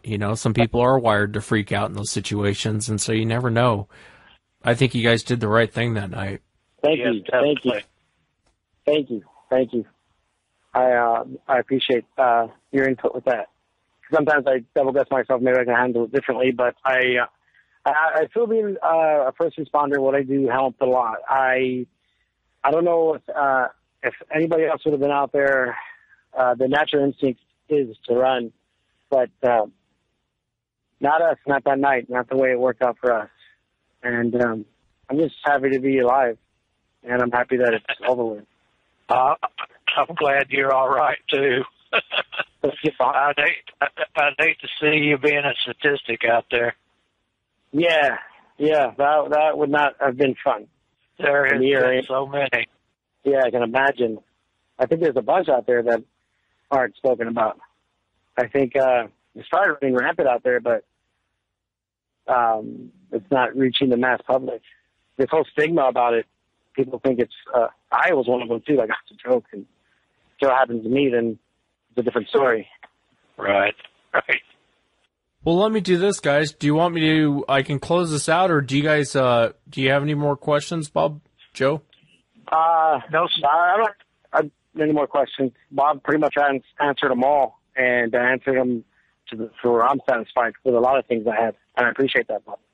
Well, you're more than welcome. I hope I did you some good. You did, definitely did. Yeah, you too, Wes. You as well. Thank you for the info, everything you've done. Hey, thanks for coming on the show, Joe. I really do appreciate it. It's hard to get, especially first responder, to come on and share the encounter. And so thank you so much for coming on. And Bob, thank you again for coming on and giving us your feedback on it. Always appreciated. Always welcome, as you know. Oh, you're welcome, Wes. I really do like it. No, thank you, Wes. Thanks for letting me vent and stuff. I appreciate that. Thanks, Joe. Thanks, Bob. And again, everyone, I'm working on the Albert Otzman story this week. It's been kind of time-consuming, but it should be a fun show. I'll be retelling the Albert Otzman story, and Bob will be joining me for that. If you've had an encounter, shoot me an email, wes@sasquatchchronicles.com. I hope everyone has a great night, and I'll see you next time.